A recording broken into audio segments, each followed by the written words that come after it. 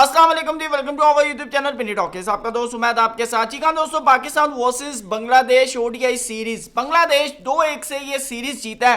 पाकिस्तान के बैट्समैन खास तौर पर सलमान अली आगा ने भरपूर फाइट की है, लेकिन अनफॉर्चुनेटली पाकिस्तान जो है बिल्कुल नियरेस्ट जाकर मैच के ऊपर जो है वो 11 रन से जो है तीसरा मैच हारा है। पहला मैच जो है वो बड़ा जबरदस्त किस्म का हुआ था, 8 विकेटों से बांग्लादेश जीता, दूसरा पाकिस्तान जीता और तीसरा मैच जो है वो फिर बांग्लादेश जो है वो जीत चुका है। बांग्लादेश के तंजीद हुसैन ने जो है 100 रन बनाए और बड़ी जबरदस्त किस्म की जो है बल्लेबाजी की है। बल्कि मैं आपको बताऊं कि आज पाकिस्तान की जो बॉलिंग लाइनअप है वो खास तौर के ऊपर एक्सपोज हुई है इन बांग्लादेश। जी हाँ, जिस तरह का पेस जो है नहीद राना की तरफ से, तस्कीन अहमद की तरफ से आया है, जी हाँ, पाकिस्तान के शाहीन अफरीदी, हारिस रऊफ वो उस तरह की परफॉर्मेंस जो है वो नहीं दिखा सके। हारिस रऊफ ने फिर जो है आज 3 विकेटें ली हैं, लेकिन अनफॉर्चुनेटली हम सिर्फ बांग्लादेश के 5 खिलाड़ी जो हैं वो हम आउट कर सके और बांग्लादेश ने जो है 290 रन बनाए हैं, जो कि मेरे मुताबिक 240 से 250 के दरमियान जो है वो रन्स होने चाहिए थे। 250 के करीब जो है वो रन्स होने चाहिए थे, लेकिन जिस वक्त पाकिस्तान की बैटिंग आती है, साहिबजादा फरहान 5 बॉलों पर 6 रन बनाते हैं। बहुत से लोग इस वक्त कंट्रोवर्सी चल रही है कि साहिबजादा फरहान जो है वो वनडे के प्लेयर नहीं है, वो T20 के प्लेयर है। अच्छा, मैं एक और चीज बताऊं, साहिबजादा फरहान जिस वक्त उनका डेब्यू हुआ था ना, उस वक्त कहा जाता था कि इंटरनेशनल मटीरियल नहीं है। देखिए दोस्तों, बड़ी सिंपल सी बात है, एक बंदा है वो 2024 से कंटिन्यूसली 2026 तक सिर्फ T20 फॉर्मेट खेल रहा है। बल्कि अब मेरा मानना है कि साहिबजादा फरहान को चाहिए कि डोमेस्टिक के अंदर भी जो है वो भाई वनडे फॉर्मेट जो है लिस्ट ए के मैचेस वगैरह जो है वो खेलें, ताकि उनको वनडे प्रोस्पेक्टिव में जो है वो मौका मिले। लेकिन यहां पर फुल स्टॉप लगना साहिबजादा फरहान के ऊपर कि भाई ये सिर्फ T20 का प्लेयर है, ये मेरे ख्याल से गलत होगा। हमें कम से कम उनको 1-2 सीरीज के अंदर जो है वो चांस देना पड़ेगा, या फिर हमें वो साइम अयूब वाला जो फार्मूला है ना 20 से 25 मैच, वो फिर अब भाई सबके ऊपर इंप्लीमेंट करना पड़ेगा। ये नहीं हो सकता कि साइम अयूब के ऊपर आप 20 से 25 मैच लगा दें और साहिबजादा फरहान को आप सिर्फ 3 मैच दें और उसके बाद क्या ठीक है भाई आप तो कहीं T20 मटीरियल, अल्लाह हाफिज, बाय बाय।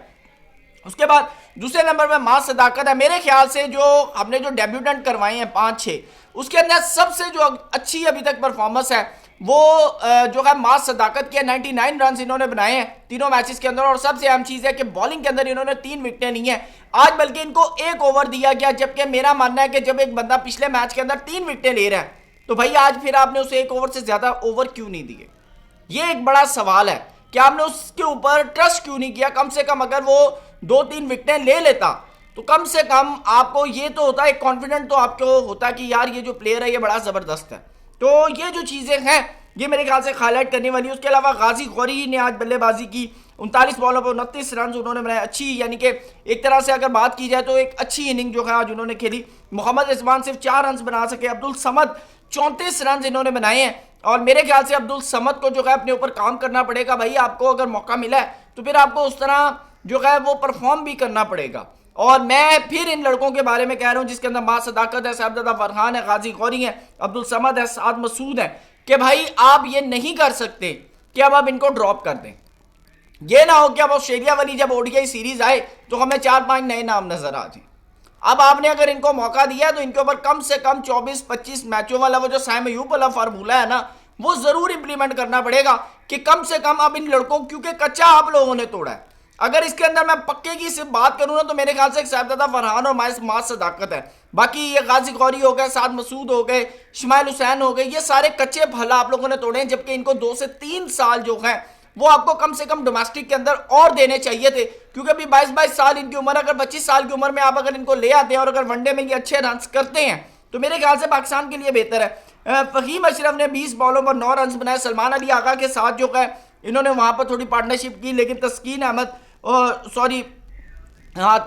ने जो है इनकी विकेट ली, इनको पता भी नहीं चला, इतनी जबरदस्त किस्म का उन्होंने बॉल किया था। सलमान अली आगा जो है 98 बॉल्स पे 106 रन, 108 का स्ट्राइक रेट, 4 छक्के 9 चौके। वैसे मैं आपको एक ओवरऑल बताऊं कि पाकिस्तान ने जब सेंट्रल कॉन्ट्रैक्ट अनाउंस किया था ना तो मैं आपको कैटेगरी के अंदर, एक कैटेगरी के अंदर अगर 2 बैट्समैन या 2 प्लेयर अगर आप कहें ना तो वो फॉल करते थे, एक मोहम्मद रिजवान, एक सलमान अली आगा।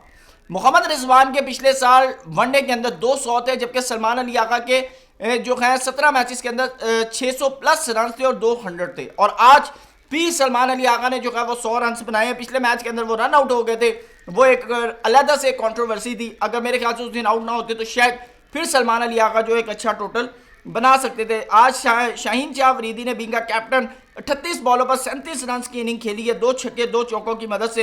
हारिस रऊफ ने 1 रन बनाया, इब्रार अहमद जो थे वो 0 पे रहे, जबकि तस्कीन अहमद ने बड़ी जबरदस्त किस्म की बॉलिंग की है। 10 ओवर 1 मेडिन किया, 49 रन 4 विकेटें। नहीद राना 10 ओवर 62 रन 2 जो है विकेटें ली हैं। उसके बाद मुस्तफिजुर रहमान जो है 10 ओवर 54 रन 3 विकेटें। यानी कि आज उनकी जो टॉप बॉलिंग लाइनअप थी उसने बड़ी शानदार किस्म की जो है वो विकेटें ली हैं। रिशद हुसैन ने जो है 1 विकेट लिया, जबकि पाकिस्तान का जो बॉलिंग लाइनअप है जिसके अंदर शाहीन अफरीदी, हारिस रऊफ ने सिर्फ 3 जो है वो विकेटें ली हैं। आप अंदाजा लगा लें कंपैरिजन का, जहां बॉलिंग का कंपैरिजन का अंदाजा लगा लें कि Taskin Ahmed, Mustafizur Rahman, Nahid Rana speed, pace, bounce, yorker, each and everything उनके पास मौजूद है। जबकि पाकिस्तान की अगर बॉलिंग की बात करें तो सवाए एक हारिस रऊफ के मेरे ख्याल से आपके पास कोई ऐसी अपॉर्चुनिटी नहीं है कि जो 150 या 145 प्लस केपीएच से बॉल कर सके।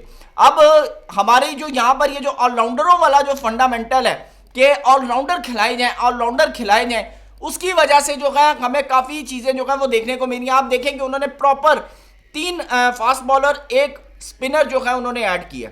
उसके अलावा उनके जो कप्तान है मेहदी हसन मिराज, वो भी जो है स्पिन बॉलिंग करते हैं। लेकिन पाकिस्तान टीम जो है वो T20 वर्ल्ड कप हो, चैंपियंस ट्रॉफी हो, ओवरऑल अभी तक ऑलराउंडर के फंडामेंटल के ऊपर जो है चलती आ रही है। और हम मिडल के अंदर आकर जो है वो जब ऑलराउंडर जैसे ही हम इंट्रोड्यूस करवाते हैं, पायन हमारी जो है ना वो लग जाती है। अब इसके अंदर हम देखिए आज का अगर मैच मेरे ख्याल से हम जीत भी जाते हैं ना, तो मेरे ख्याल से पैनिक बटन हमारे लिए फिर भी ऑन है। उसके पीछे रीजन ये है कि जब हम ऑस्ट्रेलिया के साथ खेलेंगे, न्यूजीलैंड के साथ खेलेंगे, इंडिया के साथ खेलेंगे, हम किसी भी जो टॉप 5 की जो टीम्स हैं जब हम उनके साथ खेलेंगे ना, तो भाई फिर हमें वो उखाड़ के पिछाड़ देंगे। हम कहीं पर भी उनसे जो है वो बच नहीं सकते। तो इसलिए हमें कम से कम अपनी टीम के ऊपर, अपनी टीम की परफॉर्मेंस के ऊपर जो है प्रॉपर बॉलर और स्पिनर जो है वो खिलाने पड़ेंगे। 4 बॉलर जो है वो इस टीम के अंदर जरूर होने चाहिए, जिसके अंदर 3 प्रॉपर फास्ट बॉलर और 1 स्पिनर, रेगुलर स्पिनर जो है वो स्क्वाड के अंदर होगा। आप अगर ये कहें कि 20 ओवर जो है आप ऑलराउंडरों से करवाएंगे तो भाई फिर ऐसा नहीं होगा। और मेरा पर्सनली मानना है कि आज का जो स्कोर था वो बहुत ज्यादा था, कम से कम 240-250 रन अगर होते तो पाकिस्तान जो है बड़ा इजीली जो है वो बांग्लादेश को पकड़ सकता था। लेकिन अनफॉर्चुनेटली जो है बांग्लादेश सीरीज जीता है। अब आगे पीएसएल की विंडो आ रही है, तो अब देखना है कि पीएसएल के अंदर क्या होता है। बाला वीडियो पसंद आया तो लाइक कीजिएगा। Thank you so much, Allah Hafiz.